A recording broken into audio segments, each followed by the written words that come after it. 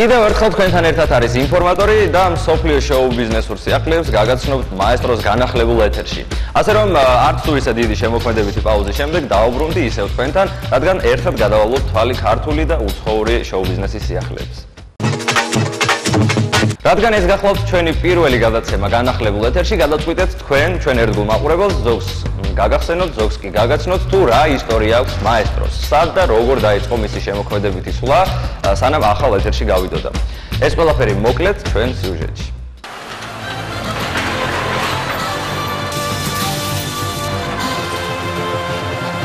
სადღაც 90-იან წლებში მეორე არხიდან წამოსულმა შემოქმედებითმა ჯგუფმა, რომელსაც ექსპერიმენტების კეთება სურდა, სატელევიზიო სივრციდან ანდერგრაუნდში გადმოინაცვლა. 1995 წლის ცივ-ზამთარში სწორედ ამ სარდაფში ყალიბდებოდა როგორც ახალი იდეები, ისე მაესტროს მომავალი. აქ დაარსდა სტუდია, რომელსაც მაესტრო ეწოდა. მაესტროს არსენალში აღმოჩნდა გადაცემები, პასეანსი, ვარიაციები თემაზე, ტოპ-სერვისი და მონოლოგი კომენტარით. ამავე წლის მაისში მაყურებელმა მაესტროს გადაცემები პირველი არხის ეთერში იხილა.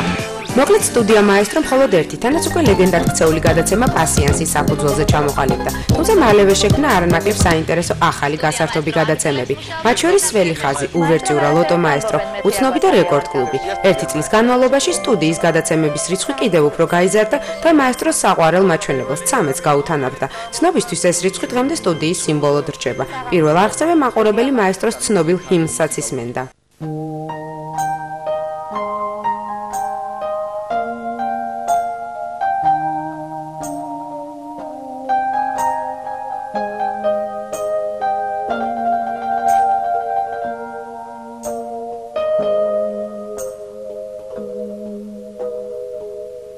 მშვიდობისა ბატონებო და ქალბატონებო, ეთერშია საოჯახო ლოტო.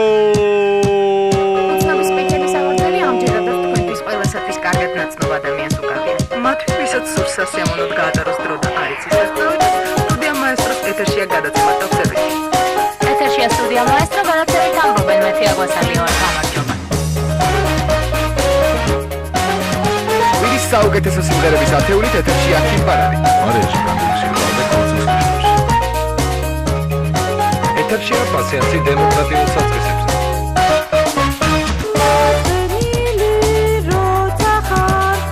დაივიწყე დარდი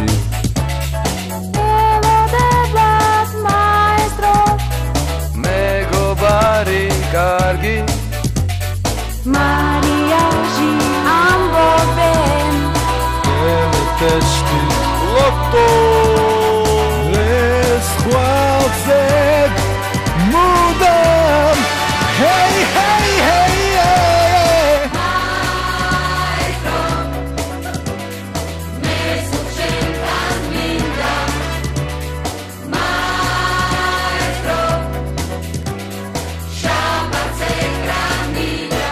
ყველა დღე დაწყებული სარდაფიდან მოსული დღემდე მე ძალიან ტკბილად მახსენდება ნებისმიერ არხზე, გინდა ეს იყოს პირველი არხი, გინდა ეს იყოს პირველი სტერეო. ჩვენ რა ვიცი ძალიან ბევრი გავაკეთეთ. მაყურებელიც გვიფასებს თავის სიყვარულით ამას, გამოხატავს თავის სიყვარულს, აი ამ დღეებში უამრავ ზარს ვიღებ, როდესაც ჩვენ ეს საცდელი ეს ჩავრთეთ, რა ქვია მაუწყებლობა და რა ვიცი, ძალიან ტკბილი გზა გამოვლის. რა თქმა უნდა, ძალიან ბევრი ვიშრომეთ და ვშრომობთ კიდევაც და კიდევ ვიშრომებთ კიდევაც ძალიან ბევრს. საერთოდ ჩვენ გვჩვევია მაესტროელებს დიდხანს ერთ ადგილზე ვერ ვჩერდებით. ანუ ვიყავით მეორე არხზე, მერე ვიყავით პირველ არხზე, მერე პირველ სტერეოზე, ეხლა ევრიგასთან გადმოვედით. ანუ ვართ ძალიან მოძრავი ადამიანები. ანუ ეს ალბათ ისიც არის, რა ქვია, მიზეზი, რომ სულ ახალს ვეძებთ. როგორც შემოქმედებაში, ასევე გარემოში.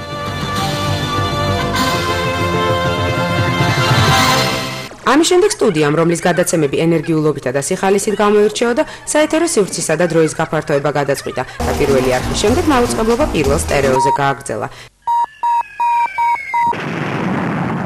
ეს კი ქართული მუსიკალური არხის შექმნის პირველი პრეცედენტი აღმოჩნდა. მაესტრო 4 საათიანი მაუწყებლობა 12 საათამდე გაზარდა. ამავე არხზე მაყურებელმა პირველი დილის მხოლოდ მუსიკალური გასართობი პროგრამა ტოროლა მიიღო. ნოვატორული აღმოჩნდა ეთერში მაესტროს სახეების გამოჩენაც.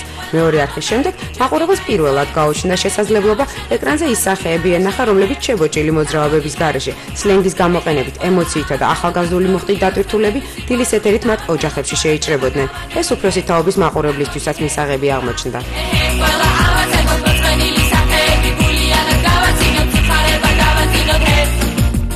პირველ სტერეოზე მაესტრომ ინტერაქტიული პროექტების ფორმა დანერგა. მაყურებელს შესაძლებლობა ჰქონდა პირდაპირ ეთერში წამყვანებთან ერთად მიეღო მონაწილეობა სხვადასხვა გადაცემაში. მოკლედ ეს იყო ყველაზე კონტაქტური არხი ქართულ სატელევიზიო სივრცეში. კიდევ ერთი მნიშვნელოვანი დეტალი. ამავე არხზე შესაძლებელი გახდა არა მხოლოდ ახალი ვიდეოკლიპების ხილვა და ცოცხალი მუსიკის მოსმენა, არამედ ამა თუ იმ შემსრულებლისა და ჯგუფის შესახებ უახლესი ინფორმაციის მიღება, როგორც პირველი პირიდან, ისე მუდმივად გვერდზე მყოფი პაპარაცი. მუსიკალური ტელევიზიის დამსახურებად შეიძლება ისიც ჩაითვალოს, რომ სწორედ მისი მეშვეობით ქართულმა კლიპ ინდუსტრიამ გეომეტრიული პროგრესიით დაიწყო განვითარება. მაყურებელი უახლეს ქართულ კლიპებს მხოლოდ მაესტროს ეთერში იღებდა. მოკლედ თუ მანამდე არ არსებობდა ტელეარხი, რომელზეც კლიპები ინტენსიურად იფრიალებდა, ახლა უკვე მთავარი იყო ესტრადის წარმომადგენლებისგან დიდი მიღება. შემოქმედებითი სიახლეები, მისაღები ხარისხი და სტუდია მაესტრო ყოველთვის მზად იყო მათთვის საკუთარი საეთერო დრო დაეთმო. ეს ის ახალი სივრცეა, სადაც ამჟამად სტუდია მაესტროა დისლოცირებული. სწორედ აქ გზადდება ყველა ის გადაცემა, რომელიც სპეციალურად თქვენთვის ყოველდღე დილის 8 საათიდან შუაღამემდე გაგრძელდება. ეს ის გადაცემებია, რომლებსაც თქვენ კარგად იცნობთ და ძალიან გიყვართ. თუმცა მათ გარდა სტუდია მაესტროს საკუთარ არსენალში კიდევ არაერთი საინტერესო და ახალი პროექტი აქვს.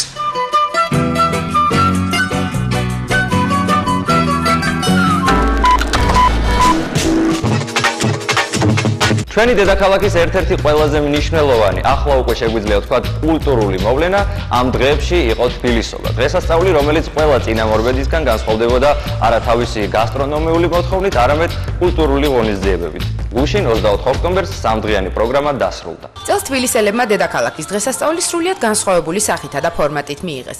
თბილისობა 2004 მისივე ისტორიის განმავლობაში პირველად აღმოჩნდა ყველაზე ნაკლებად გასტრონომიული და კულტურულად ყველაზე მეტად დატვირთული. ამ ყველაფერს კიდევ უფრო აკეთილშობილებდა ცნობა იმის შესახებ, რომ დედაქალაქში ქართველების გარდა საკუთარ კულტურას აღმოსავლეთ ევროპელი ხელოვანებიც წარმოადგენდნენ. და ასეც მოხდა. თბილისმა ტრადიციული გასტრონომიულის ნაცვლად კულტურული საკვები მიიღო, თანაც საერთაშორისო მასშტაბითა და ხარისხით. ნოვაციად შეიძლება ვაღიაროთ ის ფაქტის, რომ თბილისობა წელს ოქტომბრის ბოლო კვირის უქმეებზე კი არა, ერთი კვირით ადრე გაიმართა და მას ორის ნაცვლად 3 დღე დაეთმო. თბილისობის ფარგლებში პირველი აღმოსავლეთ ევროპის ხელოვნების არტ ექსპო ჩაიტვირთა. სწორედ არტ ექსპოს ფორმატში თბილისელებმა როგორც სამამულო, ისე ევროპული ღონისძიებები მიიღეს. მათ შორის წიგნის მინიბაზრობა, ხატების გამოფენა, ლიტერატურული და სხვა სახის პერფორმანსები.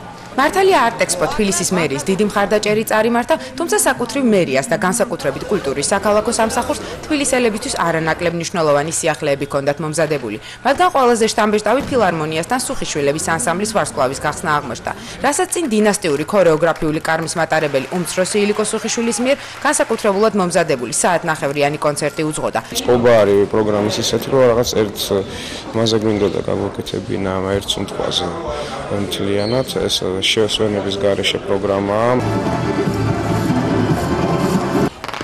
ეს ჰოლივუდი და მისი შემოგარენი არ არის. ეს თბილისის სახელმწიფო ფილარმონია, რომლის ორბიტაზეც რიგით მეშვიდე ვარსკვლავი აკიაფდება. ანსამბლის სუხიშვილების საკუთარ საიუბილეო წელს ახალი ვარსკვლავითა და განახლებული საკონცერტო პროგრამით იწყებს. ამ ვარსკვლავის გახსნით იწყება ერთწლიანი საიუბილეო ციკლი. თქვენც თუ ანსამბლი მომავალ არის იუბილარი და ეს სურპრიზი მოუმზადეთ ჩვენ ანსამბლს წელს. ძალიან საპატივცემულოა ეს რა ვიცი, მაგრამ საუკუნეები არსებობს და მომავალი ჩვენ აღარ ვიქნებით, მაგრამ მომავალი თაობა რომ მოვა, დახედავ ვარსკვლავს და ის არსებობდა ისეთი. ოდესღაც ესეთი ანსამბლი.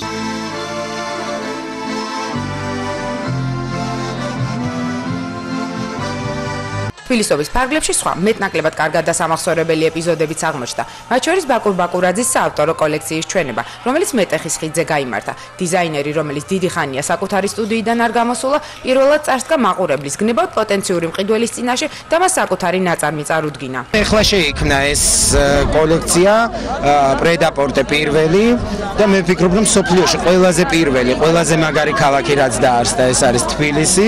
და არ ვფიქრობ, რომ ყველაზე მაგარია მსოფლიოში ჩვენი კოლექცია, მაგრამ ჩვენი ფირმა აუცილებლად გახდება ყველაზე მაგარი და მინდოდა რომ თბილისის დაარსების ადგილზე დაარსებულიყო ისიც.